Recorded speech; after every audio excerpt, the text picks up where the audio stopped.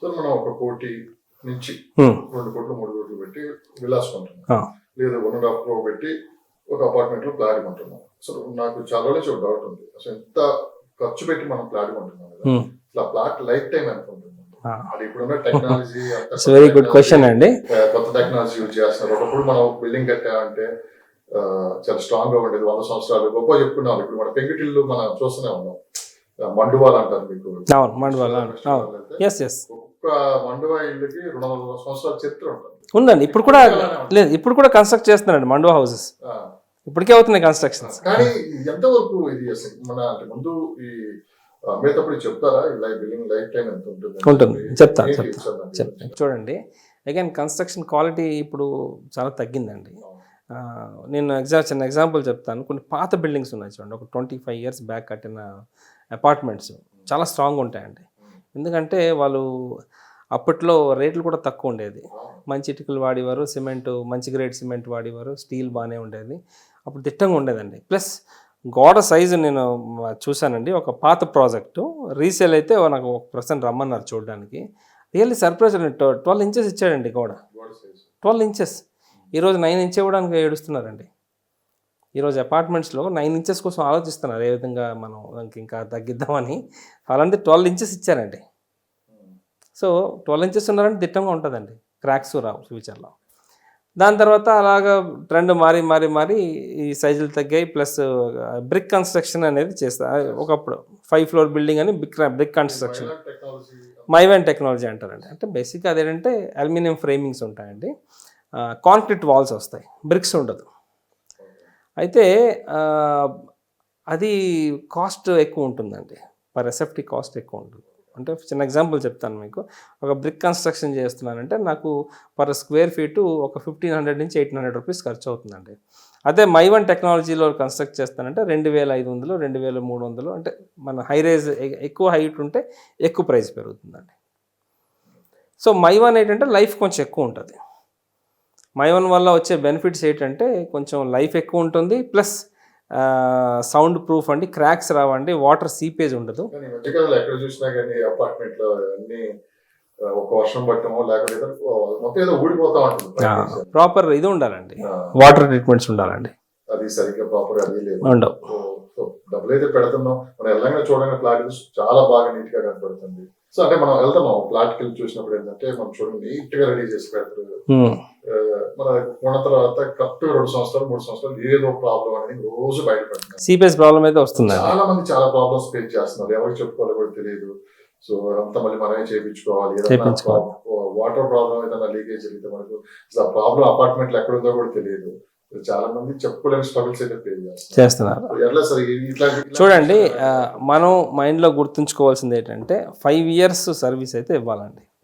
ఒక బిల్డరు ఏవైనా ఇటువంటి ప్రాబ్లమ్స్ వస్తే 5 years దాకా he is responsible as per norms. ఉండవు, తర్వాతనే ప్రాబ్లమ్స్ వస్తాయి. అది మనం ఇప్పుడు చూడండి, ఒక కామన్ మ్యాన్ అవి గుర్తించలేరండి. దానికి ఒక సివిల్ ఇంజనీర్ కావాలి. నోన్ పర్సన్ తీసుకెళ్తే ఆయన గెస్ట్ చేయగలడు, ఎక్కడ ఏది ఎలాగ ఉంది, క్రాక్స్ ఎక్కడ వస్తాయి, ఎక్కడ సీపేజ్ ప్రాబ్లం వస్తుందని చెప్పగలడు. సో దాన్ని ఐడెంటిఫై చేయడం common man it's impossible task అని చెప్పొచ్చు. సో మనం ఏంటంటే ప్రిపేర్ అయిపోవాలి. 5 years దాకా ఏదైనా అయితే బిల్డర్ ఉన్నారు. అపార్ట్మెంట్ 3 bedroom తీసుకుంటాము, అదే 1.5 కోటి పెట్టి ఒక ల్యాండ్ తీసుకొని మనం కన్స్ట్రక్షన్ చేసుకుంటే 1.5 కోటిలో అయిపోతుంది. బడ్జెట్లో అయిపోతుందండి. అగైన్ లొకేషన్ స్పెసిఫిక్ అండి, మన సిటీలో కావాలంటే ఆ ప్రైస్కి రాదు. ఒక మినిమం ఒక 200 గజాలు కొంటేనే మనకి పర్ఫెక్ట్ హౌస్ వస్తుంది. 200 అనుకుంటే మనం సిటీ నుంచి కొంచెం దూరం అవుట్స్కట్స్ ఓఆర్ఆర్ దగ్గరలో మనం ఎక్కడైనా ఒక 1 కోటి రూపాయలు ల్యాండ్ కొని 50 లక్షలు మనం కన్స్ట్రక్షన్ చేసుకుంటే దెన్ ఇట్స్ గుడ్. అయిపోతుంది. ల్యాండ్ ఎక్కువ పడుతుందండి. రీసేల్ మార్కెట్ రీసేల్ అన్ని చోట్ల ఉన్నాయండి. అవును, పెట్టుకుంటే అది కూడా ఒక రీజన్ అని చెప్పొచ్చు అండి. రీసేల్ ఎక్కువగా మీరు చెప్పిన ఆప్షన్ ఏంటంటే ల్యాండ్స్ వరకే, నాట్ ఫర్ అపార్ట్మెంట్స్. అపార్ట్మెంట్స్కి విల్లాస్గా వర్తించదండి అని చెప్తాను. ల్యాండ్ అనుకోండి, ఇప్పుడు అదొక నేను లిక్విడ్ ప్రాపర్టీ అని చెప్పలేనండి. గోల్డ్ అనుకోండి లిక్విడ్ అనమాట, వెంటనే బ్యాంక్లో పెడితే మనీ వస్తుంది, అమ్ముకుంటే డబ్బులు వచ్చేస్తాయి. కానీ ల్యాండ్ అంత కాదు, అంత ఈజీ కాదు అమ్మడం. సో ల్యాండ్ మీద ఇన్వెస్ట్ చేస్తే రిటర్న్స్ ఎక్కువ వస్తాయండి. రాదర్ దెన్ విల్లాస్ కానీ అపార్ట్మెంట్స్ కానీ ల్యాండ్లో ఇన్వెస్ట్మెంట్ ఎక్కువ ఉంటుంది, ఇది రిటర్న్ ఆఫ్ ఇన్వెస్ట్మెంట్ ఎక్కువ ఉంటుంది.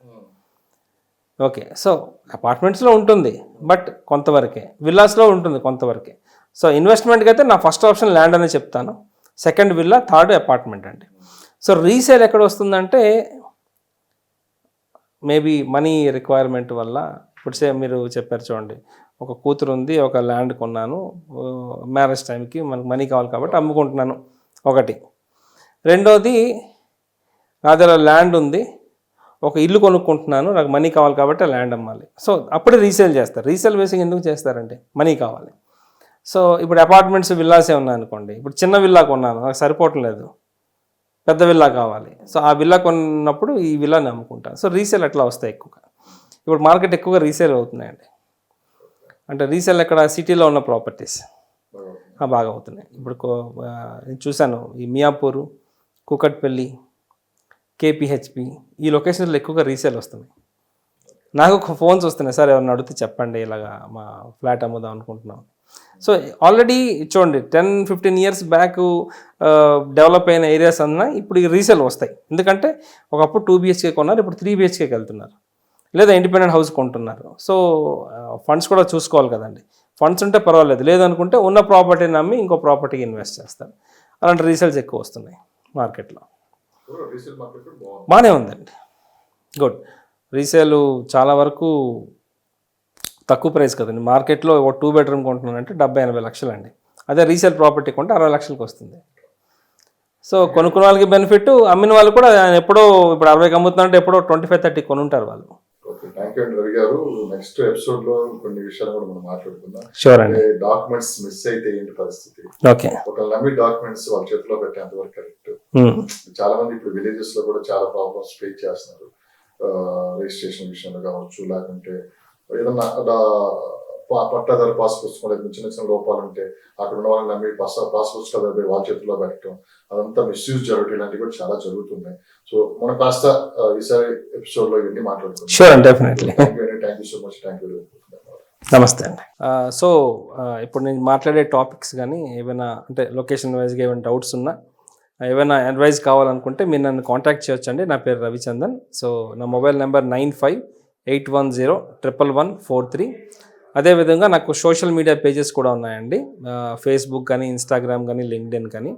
So Hyderabad properties for sale అనే ఒక పేజ్ ఉందండి. అదేవిధంగా ఇస్కామ్ ప్రాపర్టీస్, ISKOM ఇస్కామ్ ప్రాపర్టీస్ అనే పేజ్ ఉందండి. మీరు పింక్ చేయండి, మీ క్వశ్చన్స్ మీరు దాంట్లో మెసేజ్లో పెట్టండి. I will give you proper advice అండి. సో ఎక్కడ కొనవచ్చు, ఎక్కడ కొనుక్కోవచ్చు అని, ఎంత ప్రైస్ పెట్టి కొనవచ్చు అనేది, మార్కెట్ ప్రైస్ ఎంత ఉన్నది ప్రతిదీ కూడా మీకు చెప్తానండి. థ్యాంక్ యూ అండి. నమస్తే.